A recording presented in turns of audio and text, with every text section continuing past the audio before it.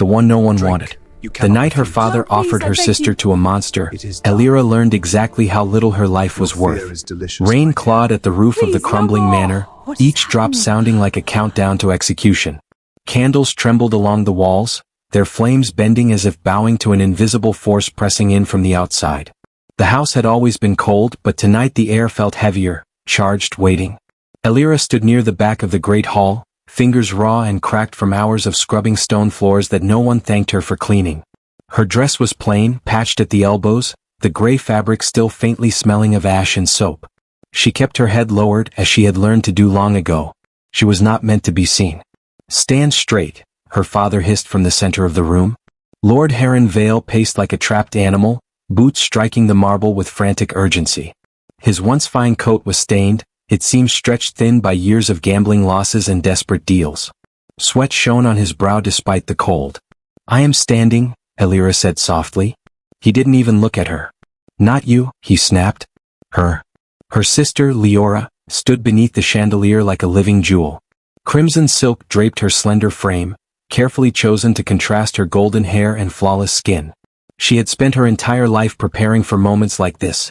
Lessons in etiquette, charm, and obedience drilled into her bones. Leora was beautiful. Elira was invisible. "Lower your eyes," Lord Heron instructed Leora, adjusting her posture with shaking hands. "A little fear but not too much. Kings don't like weakness." "I know," Leora replied calmly, inspecting her reflection in a polished silver tray. "Relax, father. Monsters are still men underneath."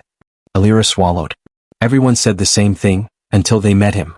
The Vampire King did not rule through treaties or smiles. He ruled through silence, fear, and blood-old law. Entire cities paid tribute simply to be ignored by him.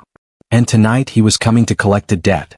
"You," her father finally barked, turning sharply toward Elira. His eyes passed over her like she was furniture. "Get out of sight. I don't want him thinking we're mocking him by letting servants wander around." "I'm your daughter," Elira whispered. His gaze hardened. "You are a burden." The words landed harder than any slap. Elira nodded as she always did. She turned toward the kitchens, heart hollow, but stopped when she heard her father's next sentence. "If he wants the pretty one," Lord Heron muttered, lowering his voice, "he can take her. A fair trade. Beauty for forgiveness." Elira froze. Take her. Not marry. Not negotiate. Her chest tightened as understanding settled in like ice. Leora heard it too. She didn't protest. She didn't look afraid. She simply smiled, a thin, confident smile of someone who believed she would always win. Outside, iron gates groaned open. The candles went out all at once. Not flickered. Not dimmed. They died. A pressure rolled through the manor, crushing, ancient, suffocating.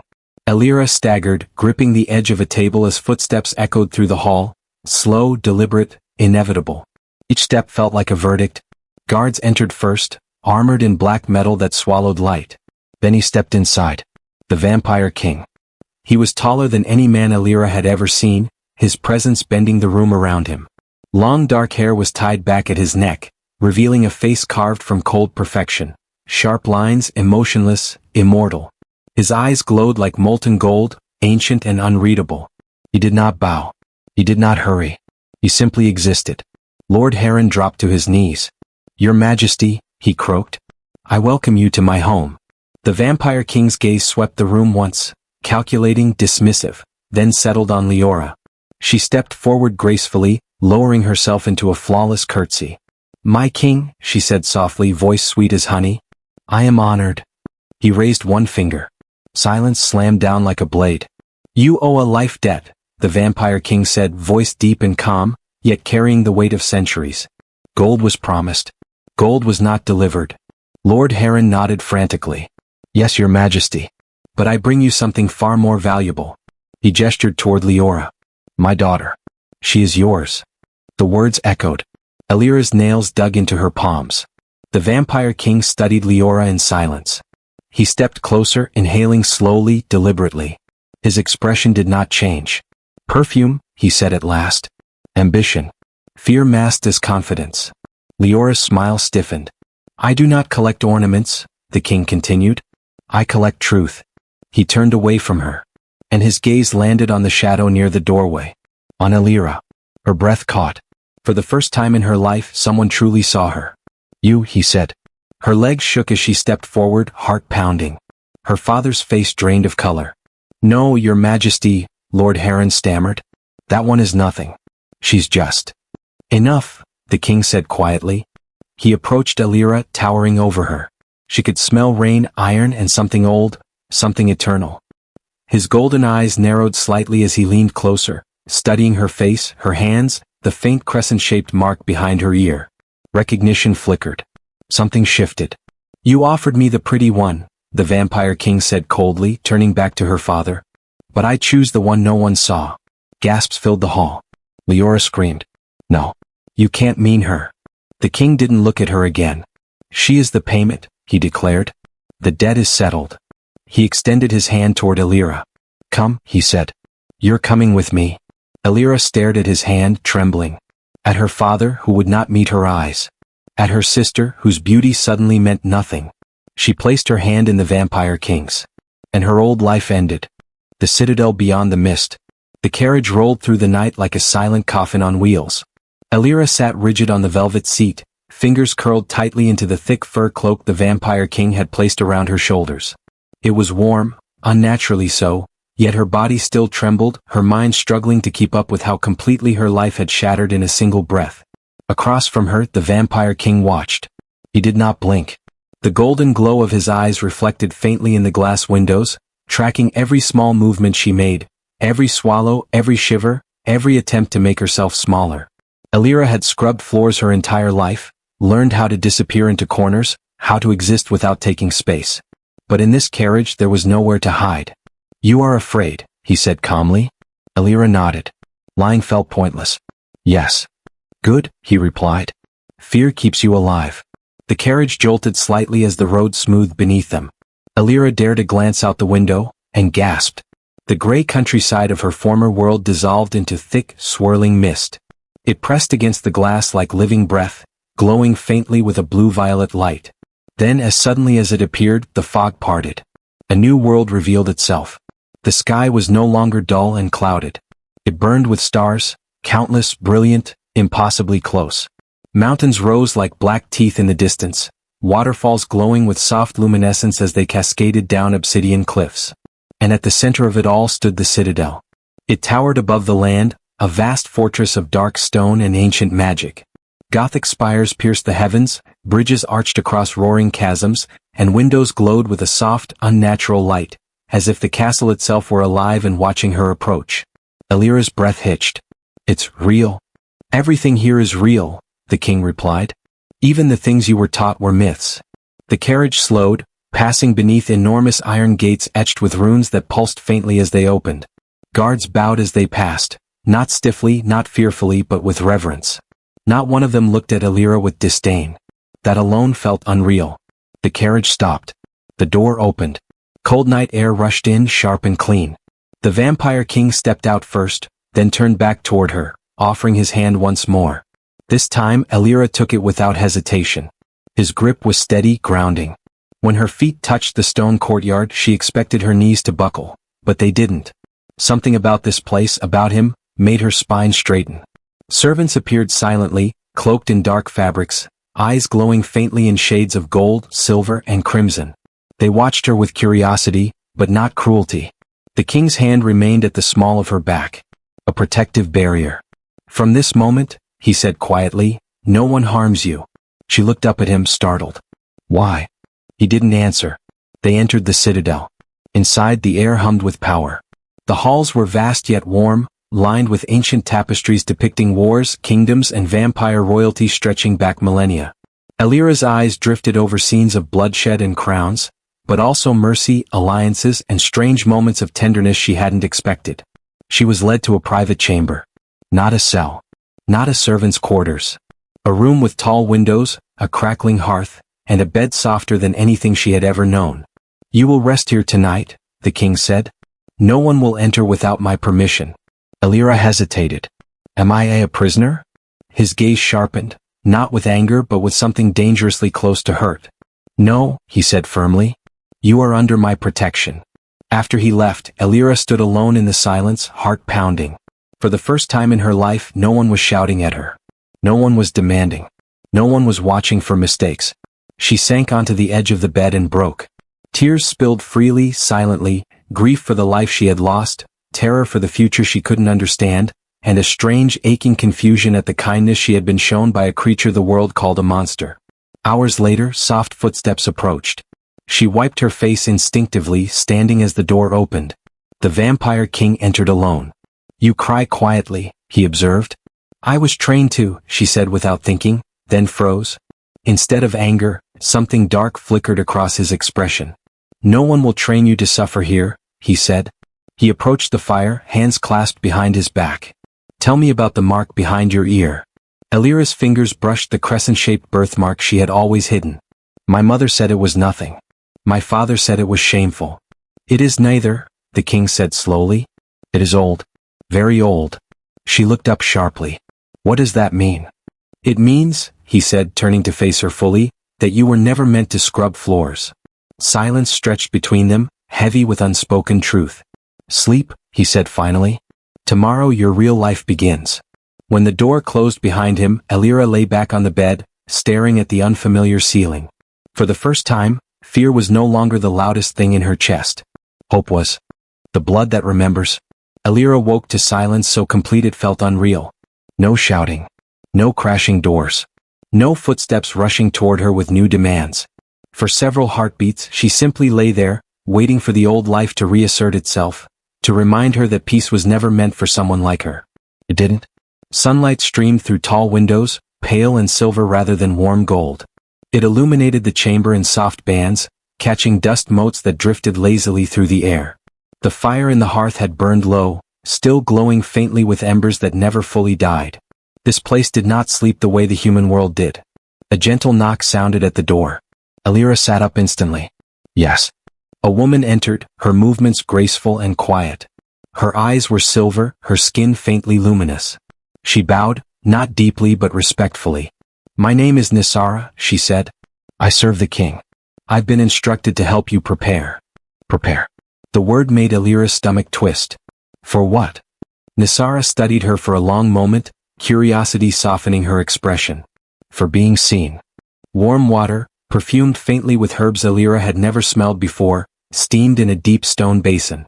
As Nisara helped her wash, Elira caught glimpses of herself in polished metal mirrors, clean, unbruised, wrapped in soft linen rather than rags. She barely recognized the girl staring back. When Nisara brushed her hair, she paused at the crescent mark behind Elira's ear. "You have no idea what you carry, do you?" she murmured. Elira shook her head. "Only that it made my father angry." Nisara's lips tightened. Then he was a fool.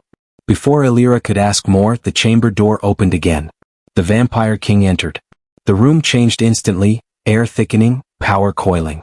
Nisara stepped back and bowed, retreating silently. The king's gaze fixed on Elira, not assessing, not cold. Intent. "You are summoned to the inner court," he said. "Not as a servant." Elira's heart raced. "I don't belong there."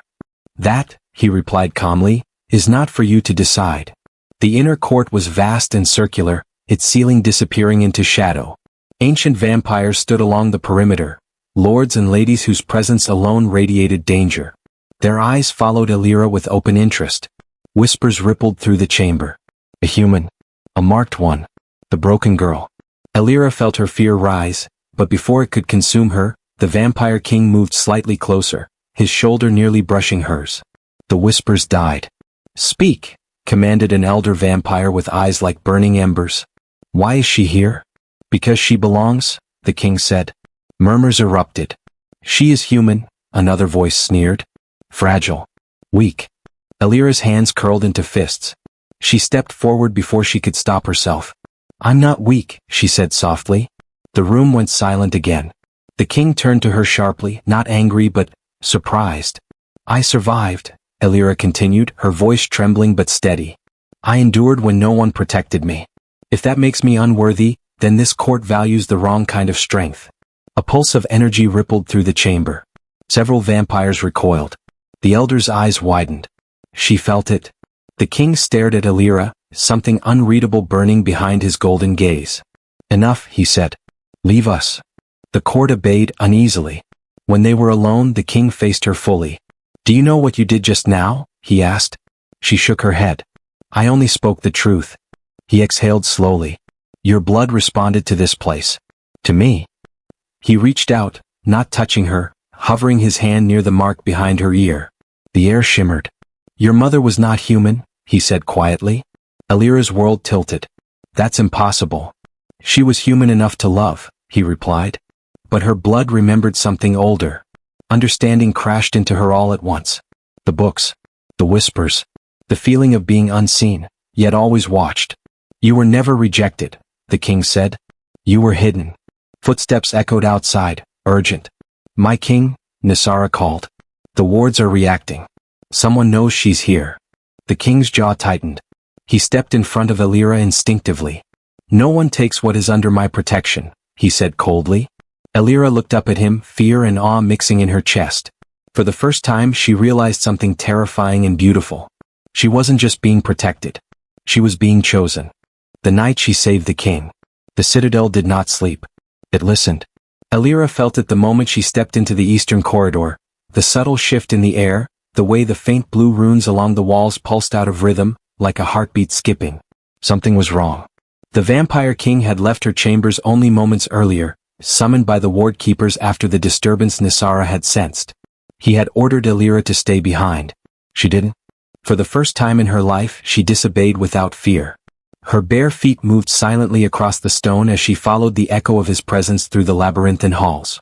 She didn't know how she knew where he was, only that something inside her pulled her forward, urgent and insistent, like a thread tied around her heart. The citadel grew colder as she descended. Shadows thickened. Torches dimmed. Then she heard it. A sound too soft to be accidental. Breathing. Not his. Elira froze at the archway leading into the Hall of Seals. The room beyond was vast and dark, lit only by the pale glow of ancient sigils carved into the floor. At the center stood the vampire king, his back to her, attention fixed on the broken ward stones at his feet. He was not alone. A figure emerged from the shadows behind him, cloaked, silent, eyes glowing a venomous green. Assassin. Elira's blood turned to ice. She opened her mouth to scream, but no sound came. The assassin moved with supernatural speed, blade flashing silver as it arced toward the king's exposed back. Time fractured. Elira didn't think. She felt. The crescent mark behind her ear burned like fire. Stop, she cried. The word wasn't loud. It didn't need to be. The air exploded. An invisible force slammed into the assassin, hurling him across the chamber and into the far wall with bone-shattering force. The sigils flared violently, responding not to vampire power, but to hers. The vampire king spun around, eyes blazing gold. Elira. She staggered, collapsing to her knees as the room steadied around her. Pain lanced through her skull, sharp and blinding. The assassin groaned, trying to rise. The king moved. He was a blur, dark, lethal, absolute. One moment the assassin was alive, the next he lay motionless at the king's feet, blade clattering across the stone. Silence crashed down. The king turned back to Elira, kneeling instantly, his hands hovering over her as if afraid to touch her. You should not have been here, he said, but his voice shook. I know, she whispered, clutching her chest. But he was going to. I know, he interrupted. He pulled her gently against him, one arm braced around her shoulders, holding her upright. She could feel his heart beneath her cheek, slow, powerful, real. You saved me, he said quietly. She laughed weakly, tears spilling down her face. I didn't even know how. He closed his eyes briefly, forehead resting against hers. That power, he murmured, responded to threat, but it was fueled by intent. Intent. To protect, he said. Footsteps thundered into the hall, guards, Nisara, elders, but they stopped short when they saw the way the king held her. No one spoke. Remove the body, the king commanded without looking away from Elira. Double the wards. No one enters her chambers without my presence. My king, an elder began, voice tight with alarm. That human? She is not human, the king snapped. And she is under my protection. This matter is closed. They obeyed. When the hall emptied, the king lifted Elira effortlessly into his arms. She tensed instinctively, then relaxed. Somehow she trusted him completely. I didn't mean to cause trouble, she murmured. You didn't, he said. You revealed the truth. He carried her back through the citadel, his stride steady, his grip unwavering. Servants and guards bowed deeply as they passed, awe flickering openly across their faces. Not fear. Respect. In her chamber, he set her gently on the bed and knelt beside her. You should be afraid of me, he said quietly. She shook her head. You were the first person who ever stood in front of me instead of behind me. Something inside him broke. He reached out, brushing a strand of hair from her face with infinite care. His touch lingered, hesitant, reverent.